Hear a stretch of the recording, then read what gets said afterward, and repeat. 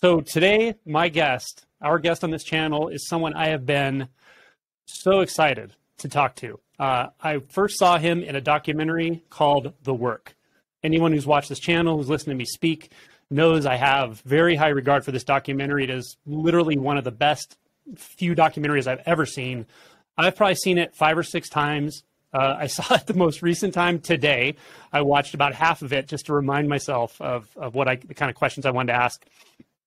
But this gentleman was in this documentary. He, at that time, was incarcerated, actually, but he was also a facilitator. If you haven't seen this documentary, just see it. It's truly amazing, and it's very transformative. But what I wanted to do is just introduce Eldra Jackson III and just give him an opportunity to give a little background on himself, how he got to that place where he was doing this kind of work, that we saw in the documentary, which to me, or what it appeared to me, was just deep emotion and shadow work and really powerful work. So I want to introduce Eldra. Well, thank you. Thank you, number one, Angelo, for having me here. It's an honor and a pleasure and definitely humbling.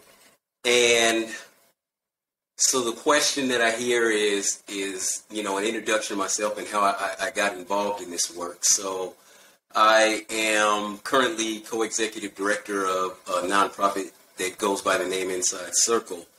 And what brought me to this work was sitting in prison, serving a life sentence, and coming to the realization that I was my own worst enemy. Coming to the realization, finally, after a dozen or so years, that the reason that I was sitting in prison and everything behind it had to do with what was going on with me internally and not external situations. There were, of course, very real external situations, but at the base, it was me. And when I say it was me, go ahead. I was just going to say, man, that is such a powerful and important recognition for any human being to realize, and to realize it in a situation where you're in true danger, like on a day-to-day basis, and still to have that fortitude to say, I need to look inside. I mean, to me, that's just a huge shift and in perception. And anyway, go ahead. Sorry, I didn't mean to interrupt. No worries. It's important for me that the shift happened, and it had to happen in order for me to gain my freedom internally, not physically, because I was never under any illusion that my physical freedom was something that I would ever attain again. So it was really important for me to attain my internal freedom, my spiritual freedom, my emotional freedom. And so, again, what led me to this work is coming to the realization that I was my own worst enemy. And then once I got involved in this work and engaged in this work, realizing the things that had been playing on in my subconscious being that I was allowing to run the show. Decisions about and beliefs and self-talk about who I was, what my place in the world was, who other people were, what my relationship was to other people. And, it's something that I, as a person, can trace, back to 7, 8, 9 years old as a child on the couch, being assaulted by people who were in charge of me, in the form of babysitters. And at that, at those tender ages, still forming my brain, still forming my personality, coming to, beliefs about what power looked like. Coming to beliefs about what strength looked like, coming to beliefs and understandings about love and compassion and empathy and what those things looked like and meant, because those were things that I believe I had at those times, but I sacrificed, myself in order to save my younger sister. And so those things moving forward were, persona non grata in my life. Empathy and compassion and caring and love and understanding, they were no-goes, moving forward for the rest of my life. And that contributed to the decisions that I made and ended up in prison doing life. Yeah. Man, I'll tell you, I just have nothing but empathy for that child, and for the children today that this kind of abuse happens to. It's so tragic, and yet they just do their best to survive. You know, they build with the armor they need to build, whatever it is. And it's just really, my heart really goes out. And I think it's important when we think about someone who's an inmate in a prison, someone who has a drug abuse issues. It's just so important to really think about, you know, underneath all of that is just a child somewhere in there that's really just trying to do their best. They're trying to survive. They're trying to be okay. And somewhere also they're trying to be loved, you know? And so I just want to acknowledge that. And you know, when you're in prison, so you've already developed this armor. Yes. That's largely what got you there. So you're in prison, and now you're in a sort of amplified situation where that armor is even more important in a practical way. How did did someone say something to you about this group, or what was it that made you actually go, I want to try that out? Like, you know, because I think you mentioned they called it like Hug a Thug, and there was I'm sure there's jokes about it, but something in you resonated with that. What can you recall, like, what actually did that for you? Certainly. I can remember, you know, the group on the inside, they call it Men's Support Group. And I can remember, you know, it being referred to mostly by the guards as Hug a Thug. And it's by invitation only. It's not something where you can just raise your hand and say, hey, I want to be a part of this. Someone in the group has to sponsor you. This is, you know, for anybody who's familiar with this sort of work, this is not just the sort of thing that you can force somebody to do or just invite somebody into this space and expect that they will begin to do their own deep interpersonal mining. So, you know, the individuals that were in the group, I was familiar. I use that word very specifically, familiar. I thought that I knew these men on the yard. I thought that I knew who they were, you know, on the tiers. We had relationships, and all of those men that I had those relationships with, we would have conversations that were on a different level. They weren't the regular prison rigmarole. You know, we were talking about life and its meaning, my place in life, hopes, dreams, desires. We were talking about the things that are considered taboo in prison, that are considered taboo in underground lifestyle. And so, you know, after a couple of years, I had been invited a couple of times, but after a couple of years, I was like, you know, the people that are in that space, I have great respect for. You know, they're not bullshitting with their lives. They're in here. They've got time to do. They're serious individuals. They're not somebody you might necessarily want to meet in a dark alley under bad circumstances. However, they're on a path and they're talking about doing something different with their life. And they're modeling it in this environment.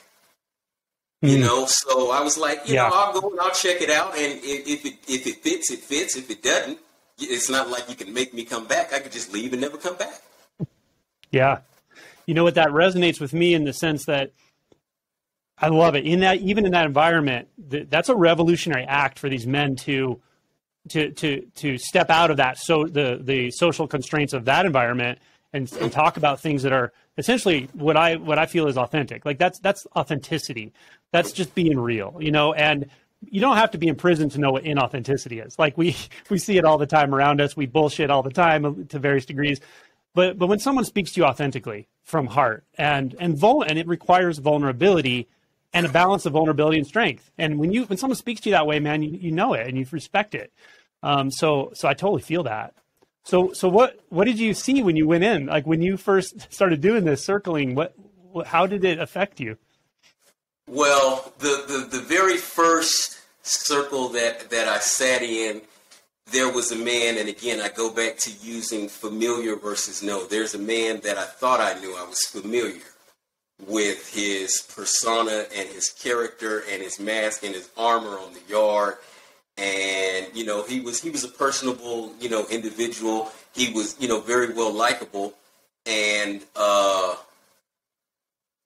I was graced with the opportunity to witness this man go into some of his deepest, darkest traumas and just bare his soul in the rawest, most unadulterated, concentrated. I had never experienced any. I mean, it literally, as I sit here and think about it, I can feel the chills at the very base of my spine, just at the pain and the hurt and the grief.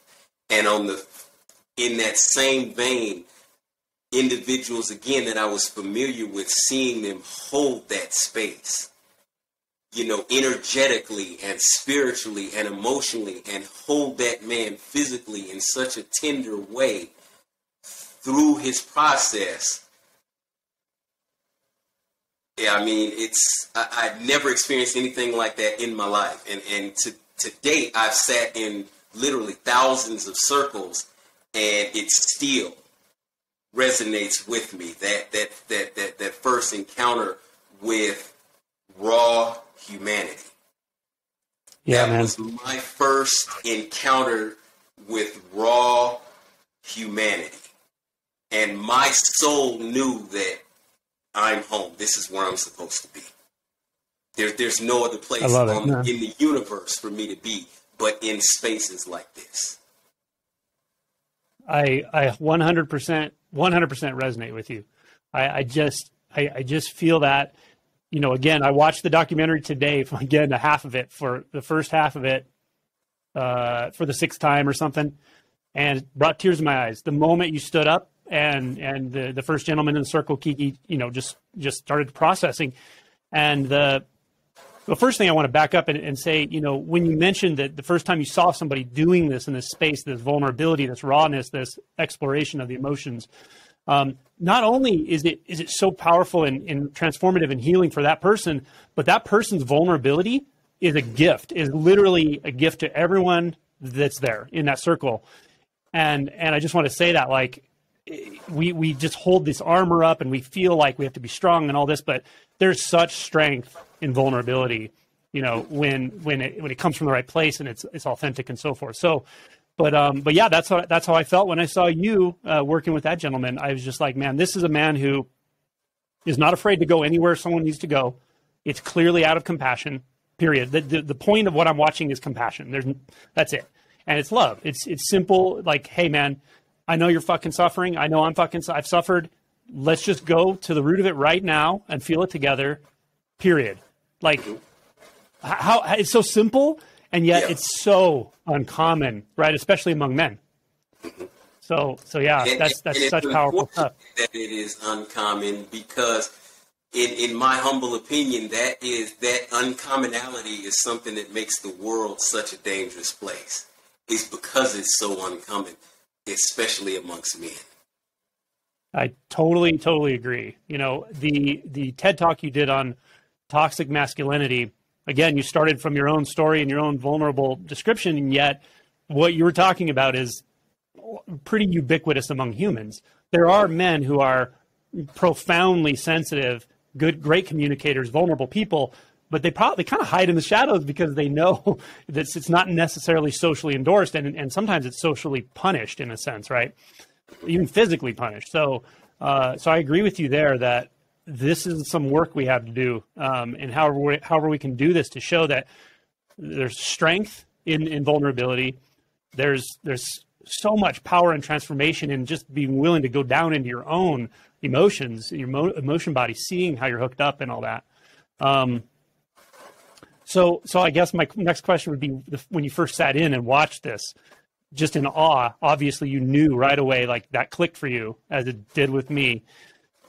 Were you like, hey, I want to do that next, or was there still a while before that sort of the started to melt a little bit to where you could start to participate yourself in more direct ways than that? For me, it was immediate, and I don't know that it's necessarily, hey, I want to do that next. It is, again, for anybody who's ever experienced this work, whenever any human being is out on the carpet doing a piece, they're doing a piece for everybody else. If I'm there, if I'm present, if I'm open, it's almost impossible to not be able to resonate with some part of that human being's experience.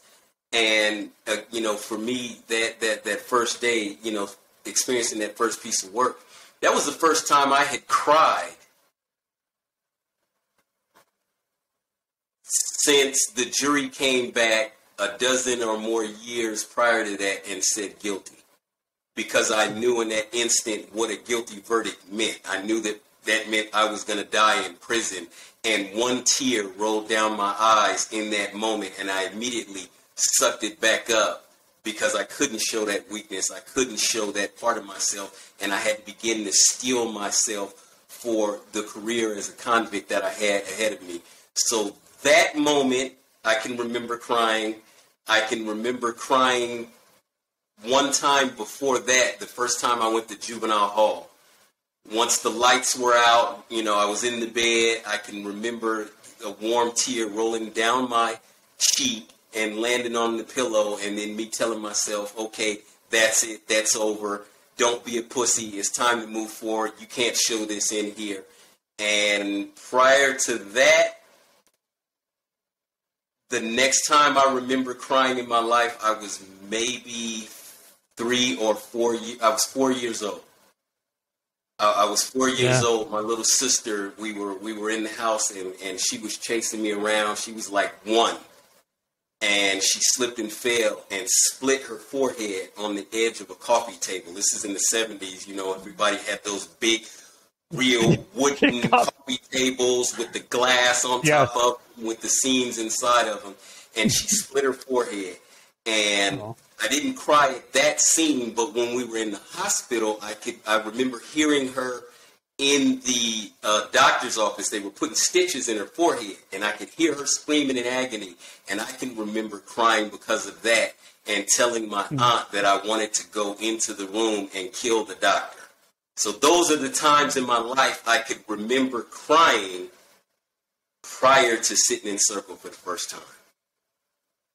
And then, I cry every day damn near. Yeah. It feels so natural, It's it's like a weather pattern, It's part of being a human.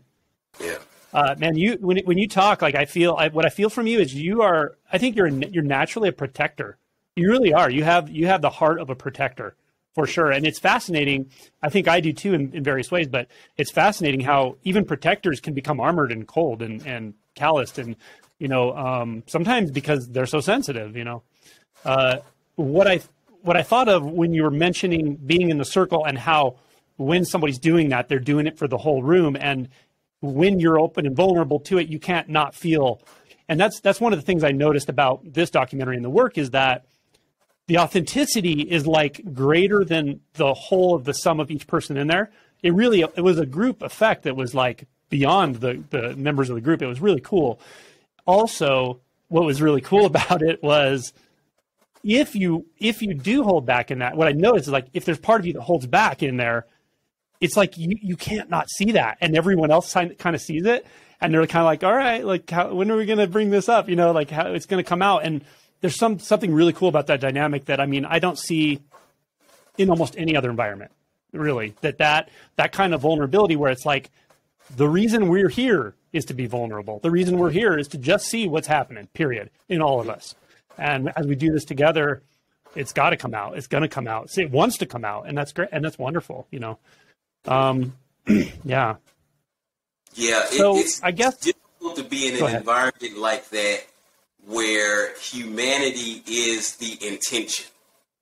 A shared space of humanity is the intention, and then for me to hold back my humanity stands out like a turd in a punch bowl. Exactly. Yeah. Exactly. Yeah. It's real. There's a lot of social pressure has a lot of potentially negative effects, of course, right? And prison's an example, and gangs are an example, and there's families that are violent are examples. But to turn that completely around and use it in the most positive way, where that environment, the social expectation is vulnerability. Maybe that's what was so one of the things that was so remarkable to me about watching that is like, I'm telling you, I was just like, I don't know how this came about. I know what it is. I can feel it and I can see it and I love it. and it's my favorite thing to do largely in life. But I'm curious, like how can this be recreated? How can this be widened? How can this be more widely available? So a lot of what I wanted to ask you about was some of these questions. Like, first of all, obviously, a prison setting isn't the only place where circling can happen and does work. Do you see other environments where this is happening outside of prison that you've been involved in? What kind of environments are conducive to it? If somebody's watching this and says, hey, that's the kind of work I want to do, how do I find a circling group that I trust? Because I also know there may be circling groups that aren't the best either, or maybe not super healthy. I don't know. But what kind of things would you look for, or would you tell somebody to look for that's like, that's the kind of work I want to do? How do I find that? Look for spaces where there are human beings. That's the broad answer. Look for spaces where there are human beings. Now, you mentioned the documentary, the work we're talking about that, and that happened to be filmed in prison. This isn't prison work. This is human work. I've been back in the community now for 8 years, and I, of course, still go back and support the circles in prison, but I also do this work in corporate environments with C-suite teams, corporate leadership, DE&I trainings and diversity trainings. We do this work. We do this work with the community at large. Pre-COVID, we were doing it once a quarter at a donated space in San Francisco, and it's all inclusive. It's not just men. It's, anybody who identifies as a human being sitting in these spaces. We go into juvenile facilities and do this. We were just in Memphis, Tennessee 2 weeks ago doing an event in the community with stakeholders from the community, the newly elected district attorney, the newly elected chief justice over the juvenile court system, the sheriff, members from street organizations within the community who are trying to find ways to combat violence. Just this past weekend, we had some individuals fly over from Sweden, and they're looking for what you're talking about. How do we put these sorts of circles together in our own community? How do we begin to support in our own community? And it starts with people who are willing to sit in a space, check in, tell the truth, talk about how you feel, and check out. That is the recipe. So anywhere that you can find human beings that are willing to do that, to sit down with one another. And it's not about me being honest with you. It's about me being willing to be honest with myself and allow you to witness that, and vice versa. That's all the circle is. So let's talk about telling the truth. Telling the truth, and also in your TED Talk, you said cutting out the bullshit. Yes. What is that? I know that goes deep, and there's levels to our own inauthenticity inwardly and so forth. And so, but can you unpack that a little bit? What do you see as the human bullshit? What do you see as the ways we lie to ourselves or hide things from ourselves? And I guess what I'm trying to get at is, because I also believe, and I know through experience, that some of this can be done by yourself as well. It's not just relational work. It's a willingness to dig in and see what the hell am I feeling and why, and what am I perceiving, and how do I look, what do I actually believe about myself, and how's that affecting my relationships and all of it. Yeah. So, okay, a simple way for me to break something like this down and to self-process myself, and hopefully people can relate to this. I'm driving down the street, and somebody cuts me off in traffic. And for me, my experience, sometimes it really pisses me off. And the person who's driving, they're all kind of dicks and punks and all sorts of things like this. And, you could have killed me. I got kids in the car. All of these things are flashing through my mind about this person's lack of consideration for me. And for everybody, now I'm projecting, and now for everybody else on the road, but I don't know everybody else's on the road, their experience, but I'm projecting my shit onto how you're affecting everybody else on the road based on what happened to me. So that's my bullshit, number one. It is, if I really look at it, whoever was in that car and the maneuver that they made, they didn't, I can look at it as, I can take it personally. This is something that they did to me. They woke up this morning at 5 a.m. and they set out to meet me in this space, in this time, and to commit this act against my person. That is one way for me to look at it and move through the rest of my day with a fucked up attitude. Or right. I can look at it as, I don't know what's going on with that person's life. And it's not to say that what happened is not real and didn't happen. But what I can choose to do is alter the way that I'm choosing to think about it, which will have a very different effect on how I feel about it. Mm. Yeah. I don't know this person's situation. For all I know, somebody is in that car and they're pregnant and they're water busted and they're trying to get somebody to the hospital. I don't know what's going on. So right there, I'm starting with projections about what's happening with that person. And so up underneath that, what's going on underneath that? Why am I feeling and why am I responding the way that I am based off of this person's actions? Another way for me to look at this is that this person is a gift who has just held up a mirror to me. Mm-hmm. And maybe there's some work left undone about some of the shame that I have about how I have showed up in the world, where I didn't give a damn about other people, where I cut other people off, whether it was in a vehicle or whether it was energetically or however I showed up in some sort of way that brought harm to somebody else. I may still have some unfinished business there with my own internal work. And now here's an opportunity for me to look at that shame about how when I'm that motherfucker who cuts people off, when I'm that motherfucker who doesn't give a damn about anybody else on the road so long as I get mine, to hell with everybody else. But I don't want to look at that piece. I want to look at the external and everything that everybody else is doing and not at myself. But if I'm having a visceral response to this, there's something in there that I can look at. And maybe it's not shame around where I've shown up like that. Maybe it is something where I have some trauma around that, but it's something for me perhaps to look at. Because this person didn't do something to me. I can choose to judge that they did and start to create stories around that, but did they really do something to me? Right. Yeah. I love it. I love the way you unpack that. And I really try to do that with myself as well, where if I feel, say, a trigger or an annoyance or impatience, I really just try to go, okay, I can feel something. Here's the interpretation it would be or could be. But what I've been doing this for years, and when I first started doing it, it was so hard to do, but I would say, what about that person reminds me of myself? And my mind would go, nothing, no, they're being selfish, they're an asshole. You know, I'd be like, no, there's something here. I just know, I can feel it. There's got to be something here about what they're doing, or maybe even not what they're doing, just the way they look or something. There's something that reminds me of myself. And then it did sort of morph into how you described, to where now I feel gratitude. I want to be put, not in a violent situation, but I want to be put in situations that actually test my equanimity and see, like, can I actually be present with myself so much and just love and be in a place of understanding where, just like you said, the vast majority of what people do, they're in their own head, they're doing their own thing. They're half the time not paying attention anyway, so be it. And they didn't like go out and do something to me, right?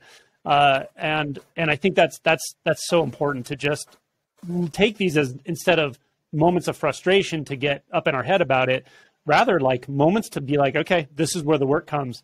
You know, it happens in circles, but it also happens in traffic. Yeah. And when I'm standing in line at the store, and when something unexpected happens that changes my plans for the day, can I be okay with that? You know, can I roll with that? And who knows, maybe it's going to work out better. I don't know until I just kind of drop in and feel what there is to feel here. Yeah. I also remember in a podcast you were in, someone asked you a question. I loved your answer to it, and I was going to ask you more about it. One of the reasons I thought to interview you, I think it was one of the podcast people. She asked you if you're with somebody who you feel it has like some repressed emotion, et cetera, maybe a partner or whatever. And it's something that they don't notice, they don't recognize, but they want to work on it. They say, I would like to work on it. I can't find it. I can't feel it. And the question you said to ask yourself was great. It was, what am I afraid of? What am I afraid of? What I wanted to ask you is, coming from the standpoint of toxic masculinity, of the male persona that's like, I think, as you said, only comfortable with anger. That's the only emotion you're comfortable with, which, sad but true. And you ask yourself, what am I afraid of? And then the persona comes and just says nothing, right? Or it's uncomfortable to ask the question. How can you really dig into that? Do you ask yourself it again and again? Do you do you try to find a place of vulnerability in yourself and see? Or how would you recommend somebody work with something like that if they just ask themselves inwardly, what am I afraid of in life? Mm-hmm. Yeah. So there's where we go to the bullshit right there. Where if I ask myself, okay, what am I afraid of? And the answer is nothing, okay, I'm bullshitting myself. Because if I sit, and it doesn't take me a long time, and start to list the things that I am afraid of, I can come up with all sorts of crap that I'm afraid of. So if I start by asking myself, okay, what is it that I'm afraid of? Nothing. Okay, well, do you have a family? Yes, I have a family. Is there any concern for them when they walk out the door and you can no longer see them? You got kids and they're getting on the school bus, or they're at school, or, they're in the care of someone else. Fear never comes up. The world that we have, that we're leaving to our children, there's no fear around anything. So go take them external. So if there's nothing that you, as some superhero, you're impervious to everything, there's nothing that you feel, can be done to you. What about the people that you love? What about being able to put food on the table for your children? What about being able to take care of and provide for your family? There's no fear around anything like that? Well, yeah, of course there is. Okay, so let's start there. Yeah. Because there's fear right there. Let's start with those places. And then dig in a bit deeper. Yeah. Yeah, I think that's so important, is like, well, from having raised children, I know that you never really know. It's the whole different order of vulnerability once you have a child. You think you're not as scared. You think you've gotten over the fears, and then all of a sudden you relive them in even more intense way because your child is completely innocent and vulnerable. But it also opens your heart and soul in so many ways. It's a wonderful thing to go through. But it's a great point of inquiry if you really don't think you have fears. Like, start digging into that. And even the fears of that we don't really think about when we're, say, middle-aged or whatever, but old age, becoming disabled, having to have someone literally care for you physically. Like, this happens. It happens to people at all ages, but at some age it's going to happen to all of us, right? And those are good places to look as well. Fear of not having safety, fear of not being able to provide for yourself, provide for your loved ones. Fear of humiliation is another one too. Actually, it's a very common one, But there are all being in sorts circling of groups that come up, and for somebody, for me to claim that I don't have any fear, what I'm saying, what I'm communicating, is that there is a part of the human experience that I'm completely cut off from. So if it is true that I absolutely have no fears, and if fear is just a, basic human emotion that is a part of the human experience, then what does that say about me? I not want to now look at that piece. That being cut off from a part of my humanity. So even if there are no fears, and there's nothing to be identified, and there's nothing that I can tap into, and nothing that I can feel there, okay, that we'll work with that. Mm-hmm. Let's work with that lack, because there's a lack there. Yeah. I'll tell you, as we're talking about this, the repression of emotions. So for me, growing up, I was so emotionally repressed that I didn't really know what an emotion was. It was so like, it felt solid. And so if I was in a situation where it would be completely appropriate to feel or express emotion, it was almost like it would almost get more solid, and I would sort of leave, or just physically just leave that situation. And it was weird, but my mind would almost go blank. Like it wasn't clear what was even happening. So emotional repression can be so solid, it's almost like frozen. And that's literally how I grew up in my younger life. I was like that. And it's very interesting because I kind of knew something was there, something was going on, something wasn't quite right. I couldn't make normal connections with people, emotional connections. But I also didn't have a model for even how that works. So I didn't know what it feel. I would see people doing it and I'd be like, I didn't really get it. What's going on there? Like, and so I understand that place of just not even knowing you're feeling. The emotions are there somewhere. Of course, they're just frozen and just buried, But I know that place of just being frozen solid emotionally and not even realizing it. Like, it's like you interact with people through the normal interfaces and talk about the normal things, but you're not feeling what people are feeling, in the normal ways. At least I wasn't. So, yeah. Yeah. And it can be a rough place to be, man.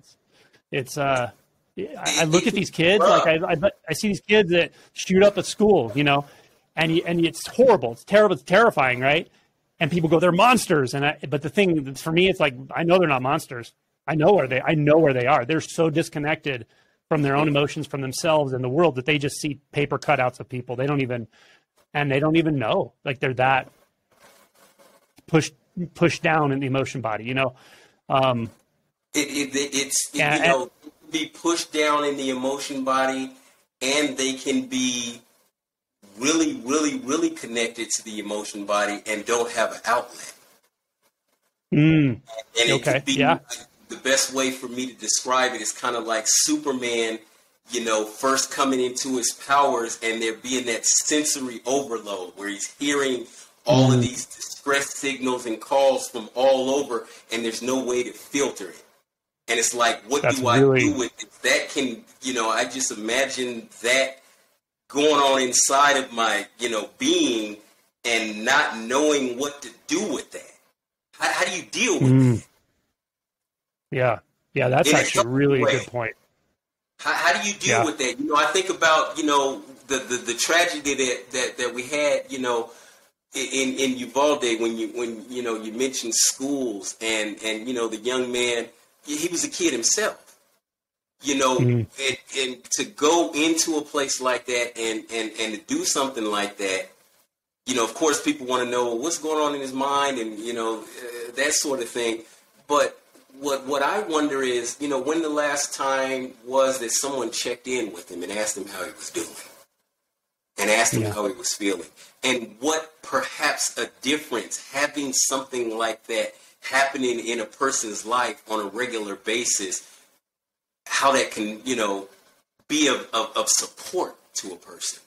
Yeah. Having an outlet for somebody to, hey man, how you doing today? And really want to hear the answer.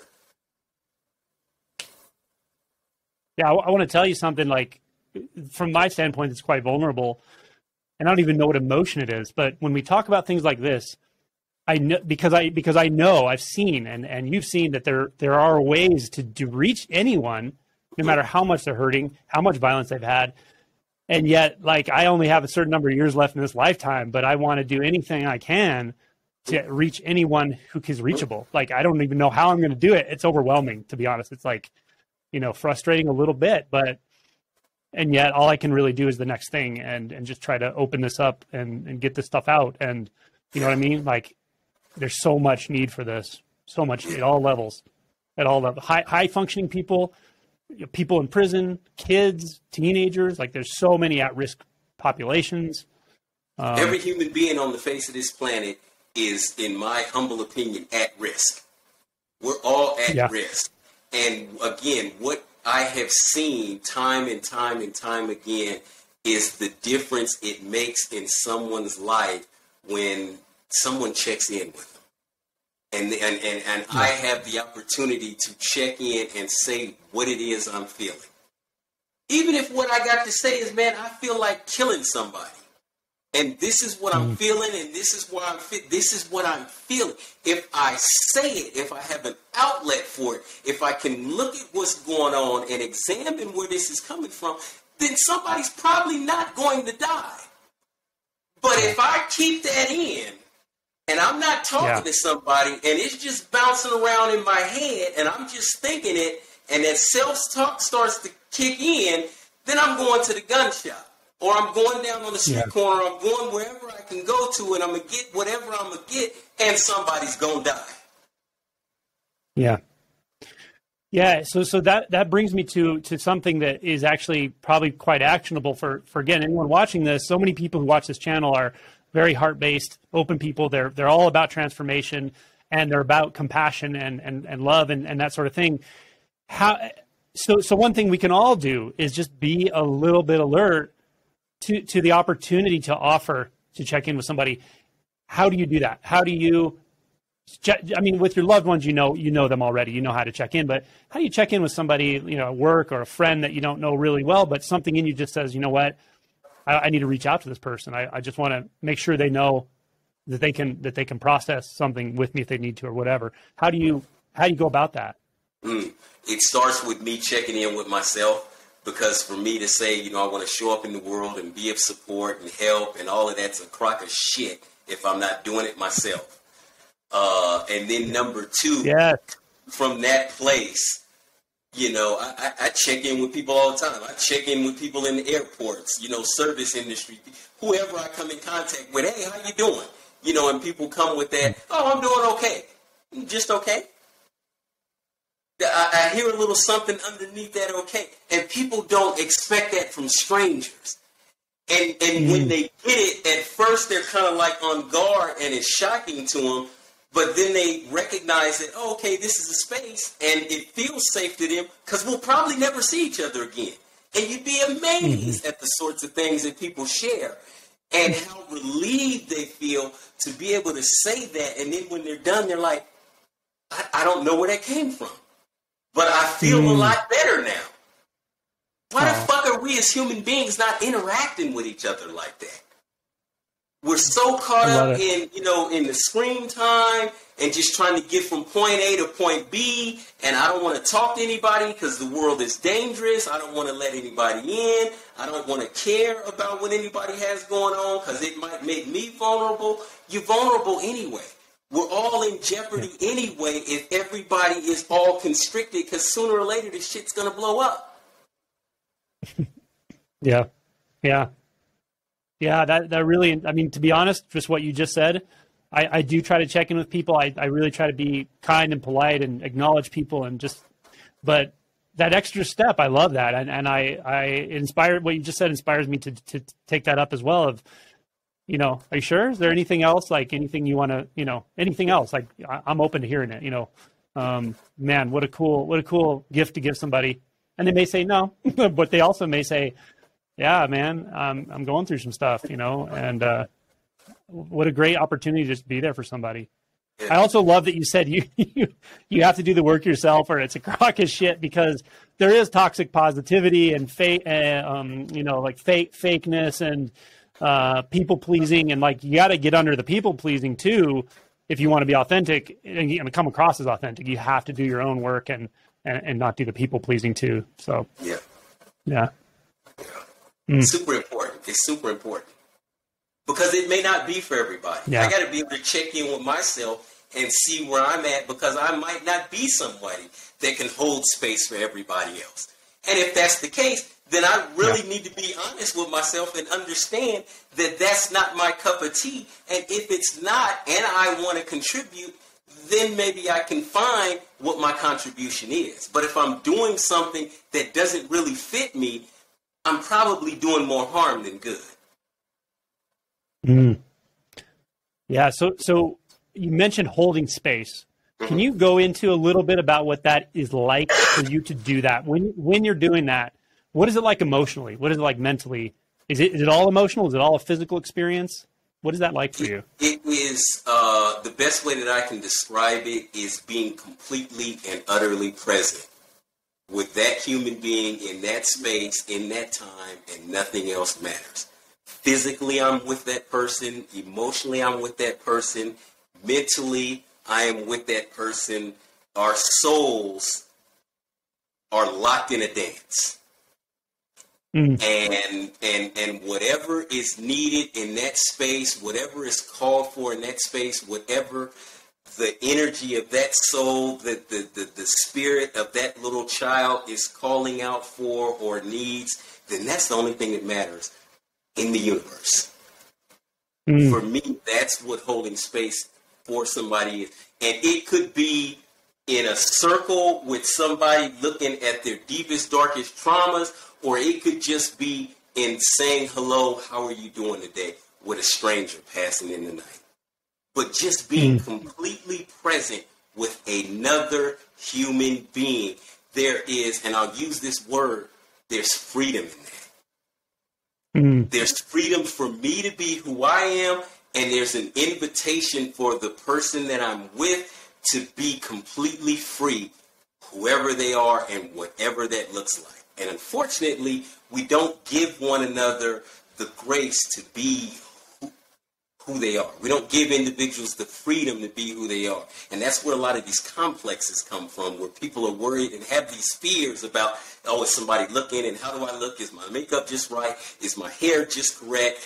You know, did that sound stupid? And am I going to lose face? Am I going to lose status? And all of this bullshit that's bouncing around in my head that keeps me from really engaging and indulging in the human experience, because I'm thinking about being judged for being human. Right. Yeah.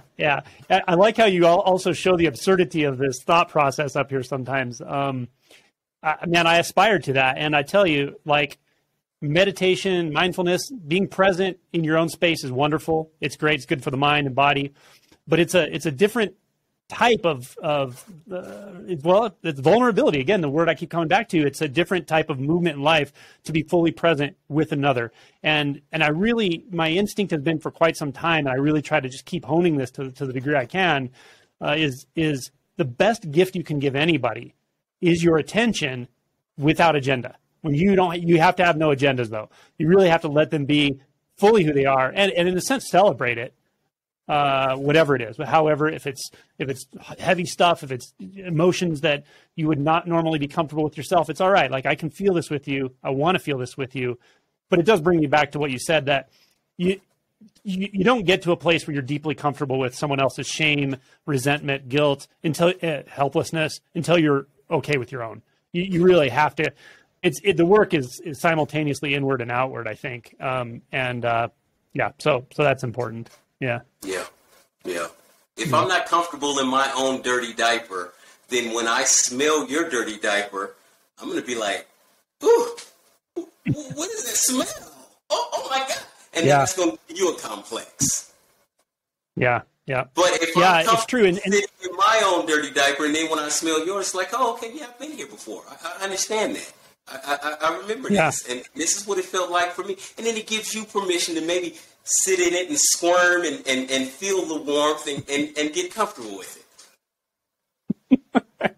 That's it, man. It's like, humans, we're really actually very naturally empathic. We empathize. You see a child cry, you hear a baby crying, you want to grab the baby, put it to your chest and help it regulate its emotions, its nervous system.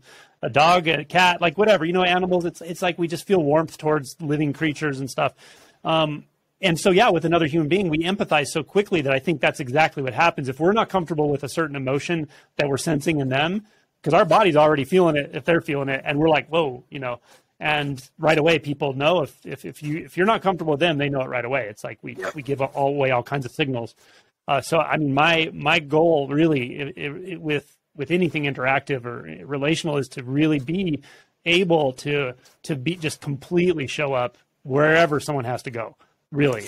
And I have to give myself that same space to show up wherever I need to go internally, but what a gift to give somebody, and really, as you said, you can't just choose to do this every day as far as like how you're going to affect people. It kind of just happens where it happens. But if you're open to it, I've seen things that like interactions that for me seemed reasonably mundane or not, didn't stand out that much necessarily. And then someone will tell me a year later, like, that had a profound effect on me.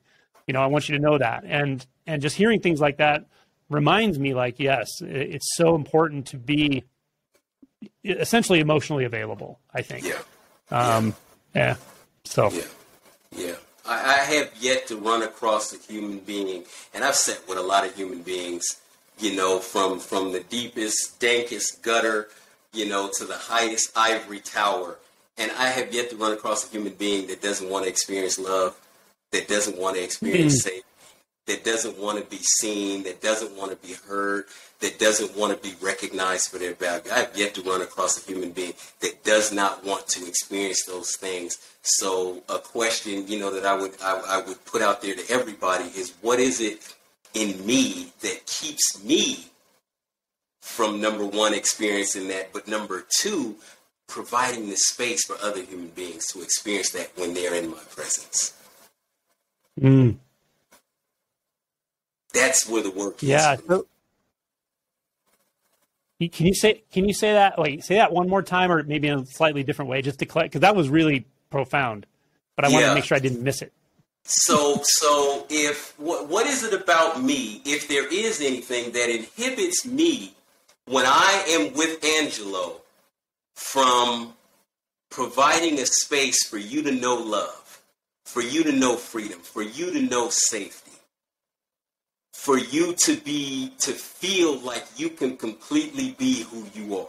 What is it about me, if there's anything in me that restricts that in you? That is a powerful, powerful contemplation. I like how you broke that into components that are all deeply important to all humans, physiologically important: safety, acceptance, love. That's important. What you just said, that's a really, really important way to look inward and say, is there anything about me? Is there anything I'm doing in my behavior, in my internal perceptions, that's limiting my ability for you to feel loved, heard, safe around me, emotionally safe, intellectually safe, physically safe? Am I doing anything that could be jeopardizing your perception of that you feel open to me? Man, that's great. If somebody did nothing but that kind of internal inquiry in this life, they would be a deeply transformed and ultimately as you said, a free person. Like there's such a freedom in that. It's strange because we look at what we want or need in life, and I think it's important to be honest about what we feel like we want, need, and all that. And yet, when love starts moving outward, love in the form of acceptance, giving space, that's when we start. At least for me, when I start to feel very free. Like I really do feel free when the love is, in a sense, free to flow outwardly. But it's love with good boundaries, with openness and presence and all that. Yeah. I want that for myself, and I want that. I want to be someone in the world that when I show up, that space exists because I am there, because that's who I am. I want others to know that freedom. I want others to feel that freedom. If they don't get that opportunity any place else in their life, if we are in relationship, if we are together, I want you to feel it. I want you to know what that feels like. Because if I can feel it, and then you can feel it, and then you can go out and you can provide that space for somebody else, and then that somebody can go out and provide that space to somebody else, we begin to have a very different world. Yeah. You do this vocationally. You do this like this is your work, right? I mean, you do this in corporate settings. Yep. I love it, man. Yeah. Okay, so here's a question that just came to me. I hadn't even thought about asking you, but one of the most emotionally challenging places people will ever find themselves in life is being a parent. Anyone who's been a parent knows this. The guilt that comes with it, the second guessing yourself, the pressure, all of it, right? All of it, the fear. What would you tell a parent who's interested in this kind of emotion work, or or actually holding space. How can you apply this to children, to your own kids? How do you help kids feel safe? How do you help kids feel heard, and still be their parent, and so forth? So I am not a professional, and I don't play one on TV, but I do have children. And so my youngest is 6 years old, and he is a master yogi when it comes to this. This is how I view him, as a master yogi. What I am learning to do, and it's not always easy for me, is to safely give him the space to feel what he is feeling, to emote however it is he needs to emote. And again, this is not something that's always easy for me because I wasn't raised like that. So there are parts in me and places where I see I have to really suppress to give that space so that I do not retard his ability to learn and explore his emotional landfill.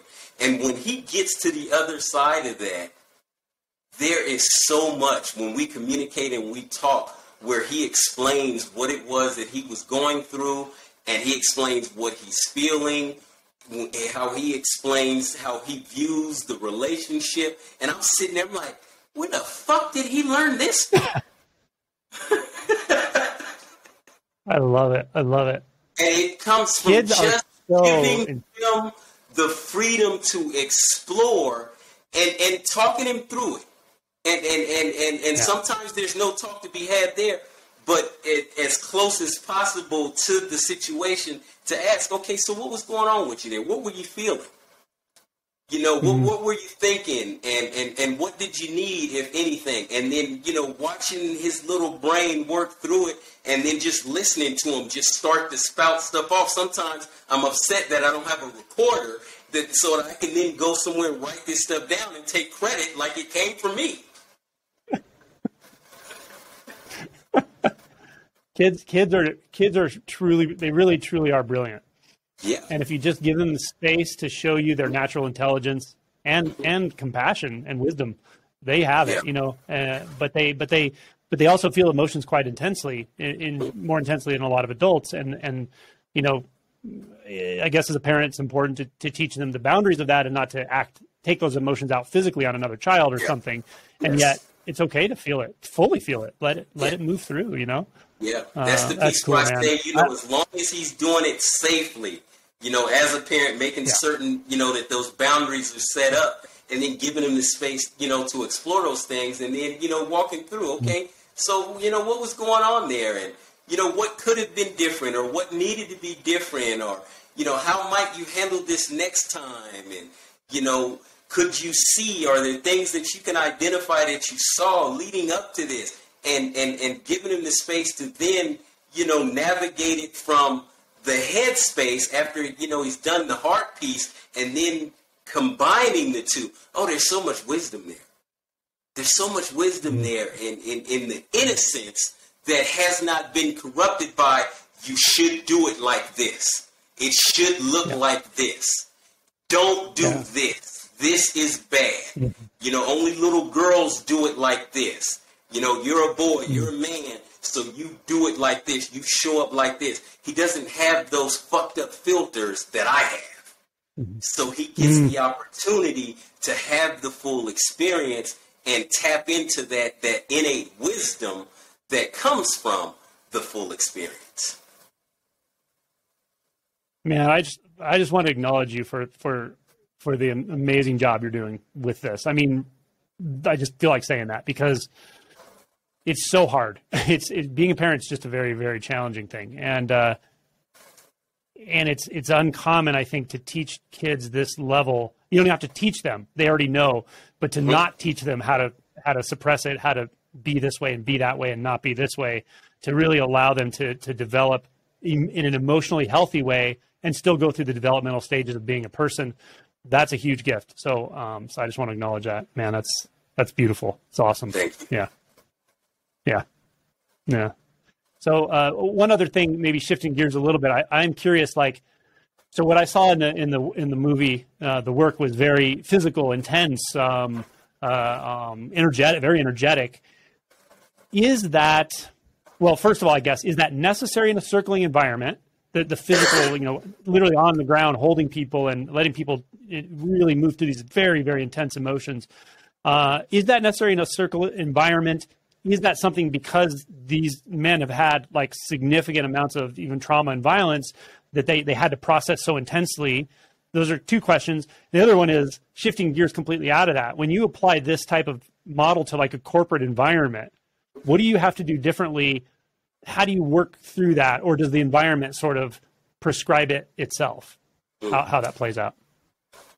The environment, I'll answer the questions going backwards. So the environment does not necessarily dictate what the work looks like so much as the individual who's doing the work.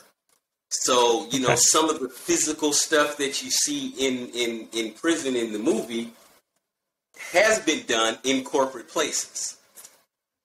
If an individual needs to move that sort of energy. Now, the thing that you see in the film with moving that sort of energy in such an intense way is that, unfortunately in that environment, you're dealing, it's a hyper masculine, hyper violent place where individuals have not had the opportunity to experience emotions. So rage and anger and violence is often the gateway to tap into other emotions. So, if we got to tap into that rage and that anger to get the juices flowing, we'll burn that off. And what you, have the opportunity to see in the film is individuals burning that off. So, you've fought and you've clawed and you've scraped and you've scrapped. Now what's left? What's underneath that now? Yeah. Now then they can start to begin to identify the sadness or the grief or whatever else is under there. But they're so used to anger and rage. You disrespected me, and this is the only way that I can respond. This is the acceptable way to respond, as opposed to beginning with, this happened and that hurt my feelings. Yeah. Without that emotional literacy, without that toolbox, sometimes we have to start with moving that energy to get to, what really happened here is my feelings were hurt. But when it started, it was, you pissed me off. I got to rip your head off. No, I hurt your feelings. That was my instinct watching it. And at the same time, even going through all that rage, to me, it looked so natural. It was like, yes. It's just, that's what needs to happen. You can tell it needs to happen. And you can tell the whole group supports it. Kind of like watching a natural event that maybe you've never seen before, but you see it and you're like, that is so natural. That's just what has to happen right there. And you could feel the emotional cascade. I thought it was beautiful. But also, you literally need the physical support of these guys there to do that because it was intense, but very cool. So maybe I just want to ask you a few questions about what, the organization, the Inside Circle, what is it doing now? How people who are watching this who are interested, want to donate, want to get involved, any of that. What can you just give us like a synopsis of what kind of areas that you guys are working in? Certainly. We are working, of course, to support individuals with this work inside of the California prison system. We are working in the state of New Jersey in the juvenile justice system, working with young folks in the youth prisons.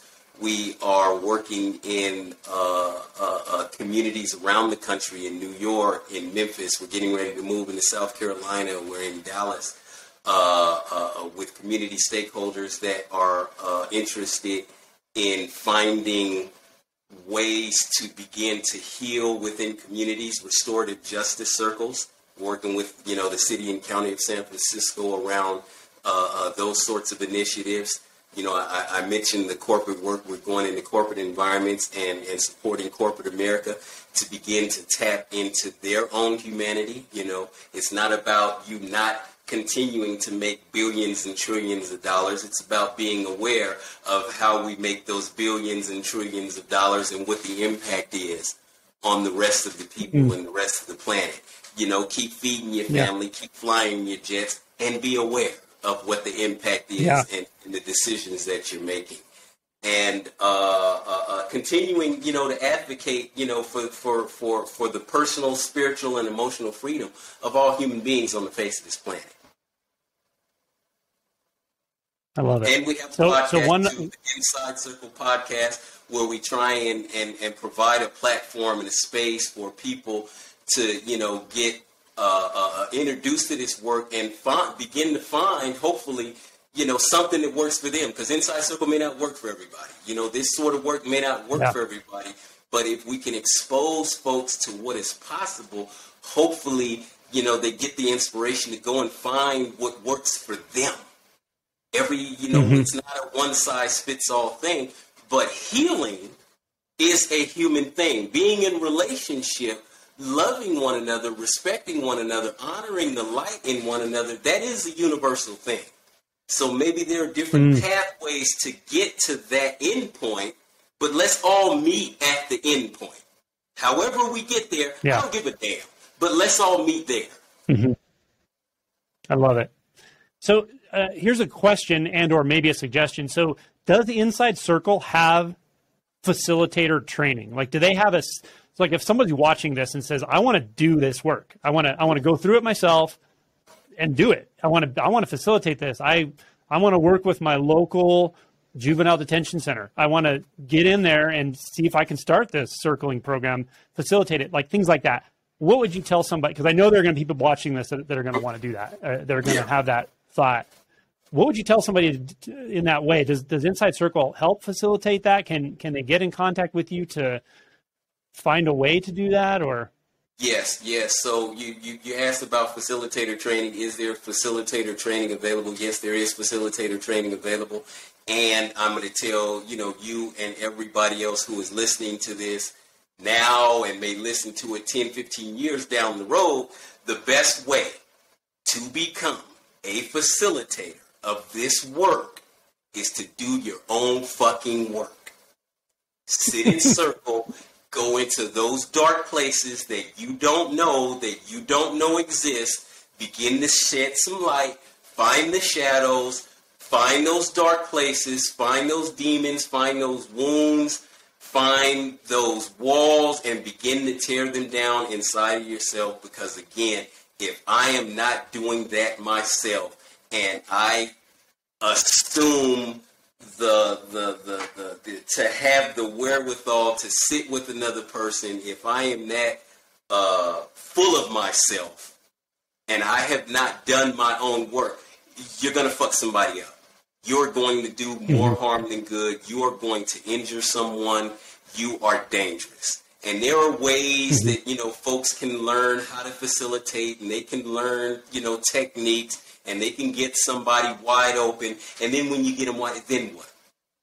If you haven't done your own work and you get into that place where there is just sheer terror and you have never experienced terror within yourself and you've never been to that place within yourself and found a healthy way to come out of that with a new relationship, then what? Then what are you going to do? Now that you've got this person all open and exposed and there's Freddy Krueger, now what? Yeah, I feel you, man. Yeah. So, what else? So I'm going to put the links to Inside Circle. I'll put the link to your TED Talk and to the documentary. And the podcast. So I'll put all of those links with this video. Yep, and put this in as good? Well. InsideCircle.org. That's where people can find us and get connected, with circles that we're having in the communities, things that we have going on. If people are interested in training and experiencing circles, sitting in circle, they can find that information at InsideCircle.org. And is there also an online circle associated with Inside Circle, Outside Circle, something like that? Every Wednesday evening, there is an online circle. It's hosted by Rick Meisner Anybody who has seen the video, that's Rick from the documentary The Work. He hosts an open circle every Wednesday night at 6 p.m. Pacific Standard Time. Awesome. Okay. And then the last thing I want to mention is that, as I told you when I did the invite, so this channel donates all the proceeds from all the automatic ads that are put up every month. I think I haven't donated. I need to donate September's. So I think I'm going to actually donate September and October. I'll just donate it to Inside Circle. So it's going to be about $2,100. So I'm going to donate that from this channel to Inside Circle. Again, I totally appreciate all of your just complete rawness and honesty and experience, and just coming here to talk to us, man. It was super fun. I feel like the rapport with you, like I feel with not that many people, to be honest, like this quickly. I love the work you're doing just as a human being and professionally. So hopefully we'll talk again in the future. And again, thanks, man, for coming. I appreciate it. Well, thanks, Angelo, for reaching out. And on behalf of not just myself, but the entire Inside Circle family, of which you are now a part of, and your listeners are as well, you know, I thank you for inviting us on, and for, you know, utilizing your platform to raise awareness around this and to share, you know, with people what is possible. And, you know, I thank you very much. Man, it's my pleasure, and you're welcome. Also, anytime you come up with any idea, thoughts, what else I can do for you guys, let me know. I'm happy to interview anyone else. I want to do other interviews with this group for sure, and I'm open to anything, man. So we'll stay in touch, and thanks again. All right, sounds like a winner. All right, man.